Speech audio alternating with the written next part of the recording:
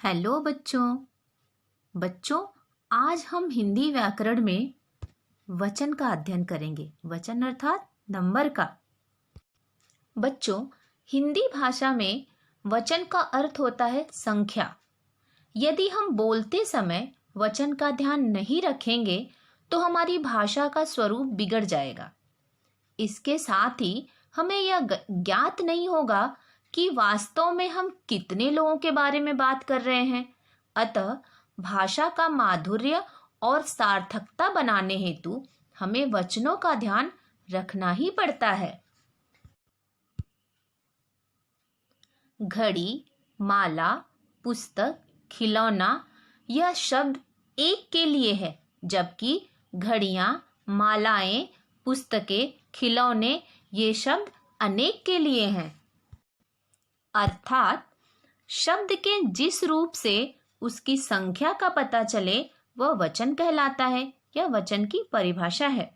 वचन दो प्रकार के होते हैं, एक वचन और बहुवचन। जैसे एक वचन एक होने का पता चले, तारा, बिल्ली, चिड़िया। बहुवचन अनेक होने का पता चले, तारे, बिल्लियां, चिड़िया। अब हम एक वचन की परिभाषा और उसके कुछ उदाहरण देखते हैं। परिभाषा: जिस शब्द के रूप से उसके एक होने का पता चले उसे एक वचन कहते हैं। जैसे कपड़ा, बाल्टी, चिड़िया, पुस्तक, घड़ी। दूसरा बहुवचन परिभाषा: जिस शब्द के रूप से उसके एक से अधिक होने का पता चले उसे बहुवचन कहते हैं। जैसे फसलें, लकड़ियां, चादरें, बच्चे, पुस्तकें, बाल्टियां। चलिए एक वचन और बहुवचन के कुछ और उदाहरण देखते हैं। एक वचन जैसे बस्ता, बस्ते, केला, केले, तोता, तोते। एक वचन में दुकान, दुकानें, महिला, महिलाएं, गुड़िया, गुड़ियां, भैंस, भैंसें। बच्चों, हिंदी व्याकरण में वचन वैसे तो बहुत आसान है, पर हमें कुछ बातों का थोड़ा ध्यान रखना पड़ता है, जिसमें कि कुछ विशेष बातें होती हैं। जैसे आदर देने के लिए बहुवचन का प्रयोग किया जाता है। इसके उदाहरण के लिए देखिए, मैंने पिछली कक्षा में आपको मित्रता पढ़ाया था। मित्रता में वार्तालाप का तरीका बताया गया था। उसमें बड़ों के लिए हम आदर सूचक शब्द लगाते हैं, जिसमें हम बहुवचन का प्रयोग करते हैं। जैसे आप नीचे उदाहरण देखिए, विहंग, मेरे पिताजी वकील हैं। ह में ऐ की मात्रा और उसके साथ में बिंदु है, अर्थात यहाँ पे है। अगर सिर्फ है रहेगा तो एक वचन के लिए, और है के साथ में अगर बिंदु रहता है तो वो बहुवचन के लिए प्रयोग होता है। वैसे ही आगे है, वे न्यायालय के किस्से सुनाते हैं।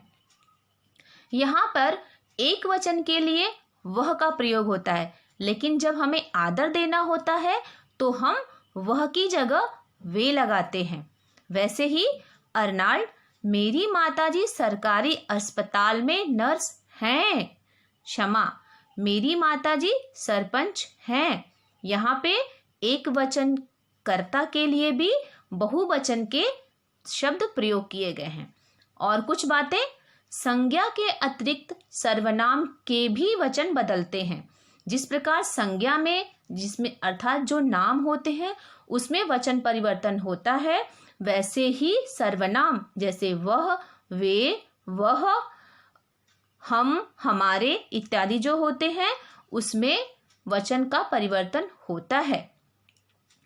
कुछ शब्द सदा बहुवचन के रूप में प्रयोग किए जाते हैं। जैसे दर्शन, हस्ताक्षर, आंसू इत्यादि। कुछ शब्द सदा एक वचन के रूप में प्रयोग किए जाते हैं। जैसे पानी, दूध इत्यादि।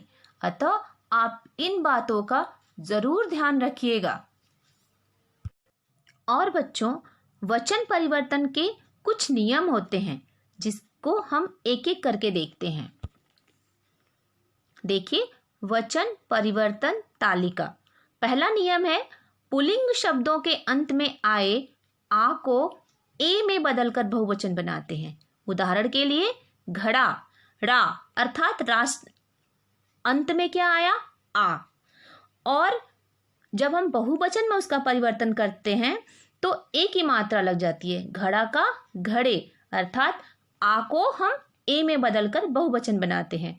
बच्चा, बच्चे, कपड़ा, कपड़े, बूढ़ा, बूढ़े इत्यादि।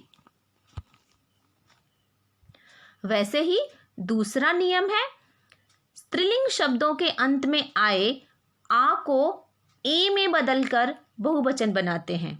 जैसे लेखिका, लेखिका में अंत में का अर्थात आ आया है और जो आ है वो ए में बदल जाएगा। ए के साथ में ऊपर चंद्र बिंदु भी लग जाएगी। कविता, कविताएं, परीक्षा, परीक्षाएं, अध्यापिका, अध्यापिकाएं इत्यादि। तीसरा वचन परिवर्तन तालिका देखते हैं। स्त्रीलिंग शब्दों के अंत में आए अ को ए में बदलकर बहुवचन बनाते हैं। जैसे पुस्तक, चादर, सड़क, संतान, बात, राह।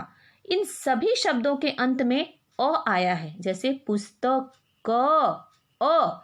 वैसे ही बहुवचन में अ जो है ए में बदल जाएगा। कैसे? पुस्तक को पुस्तकें, क पर ए की मात्रा लगाएंगे और वहां पर बिंदु लगा देंगे तो वह शब्द बहुवचन में परिवर्तित हो जाएगा। वैसे ही कुछ अन्य उदाहरण भी देखते हैं वचन परिवर्तन तालिका में। चौथा उदाहरण देखते हैं। स्त्रीलिंग शब्दों के अंत में आए ई को हम बड़ी ई को इया में बदलकर बहुवचन बनाते हैं। जैसे एक वचन पहाड़ी, पहाड़ी को हम पहाड़ी में जो री पे जो मात्रा है उसको हम छोटी ई की मात्रा में परिवर्तित कर देते हैं और या वहां पे बताया हुआ है में चंद्र बिंदु लगाकर हम बहुवचन बनाते हैं। जैसे पहाड़ी, पहाड़ियाँ, नीति, नीतियाँ, रीति, रीतियाँ, गाड़ी, गाड़ियाँ, नारी, नारियाँ, सब्जी, सब्जियाँ। वचन परिवर्तन तालिका में पांचवा नियम देखते हैं। अंत में ओ लगाकर बहुवचन बनाते हैं। कैसे? एक वचन में कारखाना जो शब्द है उसमें हम कारखानों सिर्फ ओ की मात्रा लगा देंगे तो वह बहुवचन बन जाएगा। बाजार, बाजारों, मकान, मकानों, छात्रा, छात्राओं, दुकान, दुकानों, कमीज, कमीजों। वचन परिवर्तन तालिका में छठा नियम है, अंत में चंद्र बिंदु लगाकर बहुवचन बनाते हैं। जैसे स्त्री, स्त्रियां, गुड़िया, गुड़ियां, दवाई, दवाइयाँ, गाड़ी, गाड़ियाँ, पहाड़ी, पहाड़ियाँ, सेना, सेनाएं। वचन परिवर्तन तालिका में सातवां और यह आखिरी नियम है, एक वचन और बहुवचन परिवर्तन में करने के लिए अध्यापक, अध्यापकगण अर्थात यहाँ पे अंत में गण या वर्ग शब्द लगाकर बहुवचन बनाना होता है। शब्द वही रहेगा, उसके अंत में गण शब्द या वर्ग शब्द लगाएंगे तो वह समूह को प्रदर्शित करता है अर्थात वह बहुवचन हो जाता है। अतिथि, अतिथिगण, विद्यार्थी, विद्यार्थीगण, कृषक, कृषक वर्ग, श्रमिक, श्रमिक वर्ग। इस प्रकार बच्चों आज हमने वचन, वचन की परिभाषा एवं उसके प्रकार अर्थात एक वचन और बहुवचन पढ़ा। साथ में कुछ विशेष बातें भी पढ़ा जो ध्यान देने योग्य हैं। जैसे हिंदी में कुछ शब्दों के वचन नहीं बदलते, हस्ताक्षर, प्राण, आंसू इत्यादि। और कुछ शब्द जो होते हैं वो एक वचन के रूप में ही हमेशा होते हैं, पानी, दूध, सोना इत्यादि। एवं वचन परिवर्तन तालिका के 7 नियमों को भी हमने देखा। अतः बच्चों, आप रोज की बोलचाल में वचन का प्रयोग तो करते ही हैं, पर आज के बाद आप निरीक्षण अर्थात ऑब्जर्वेशन भी करेंगे कि आप कहाँ कहाँ इनका प्रयोग करते हैं। मिलते हैं हिंदी की अगली कक्षा में, तब तक के लिए धन्यवाद।